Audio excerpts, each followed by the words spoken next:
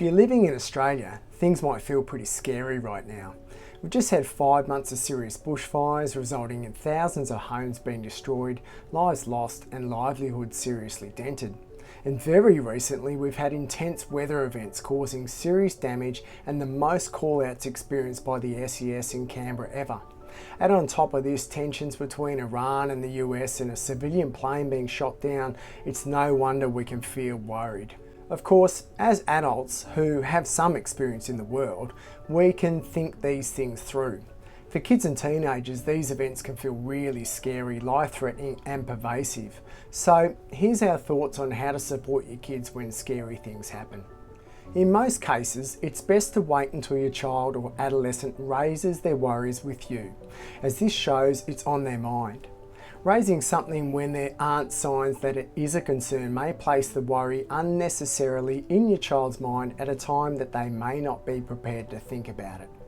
Of course, if you notice difficulties with sleep, nightmares, general restlessness, unexplained crankiness, or out of the blue questions such as, would we be able to rebuild a house if we had to, then you might want to ask your child or adolescent whether there is anything worrying them at the moment. If your child or adolescent does raise concerns about a scary issue, it's important to take the time to listen and normalise their feelings. Maybe something like, these kinds of things can be worrying. I can understand why you feel like that. In answering your kids' questions, it's best to just provide enough information to reassure them and to satisfy their curiosity. Trying to shield them or choosing not to discuss something your kids are scared about can lead to them exaggerating the worry in their mind or think it must be worse than what it is if the adults can't talk about it. In providing just enough information, you also pitch to your child's developmental level and minimise the risk of overloading them.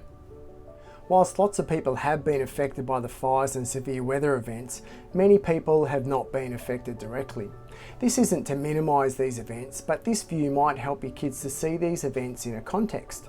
That these events happen rarely, that they are not happening directly in their neighbourhood, and that despite how it might feel, they're not happening to everyone.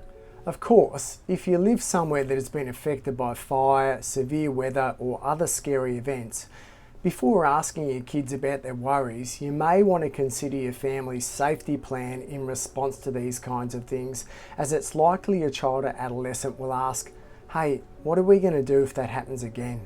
What kids and teenagers are typically seeking is some reassurance that they and you will be okay.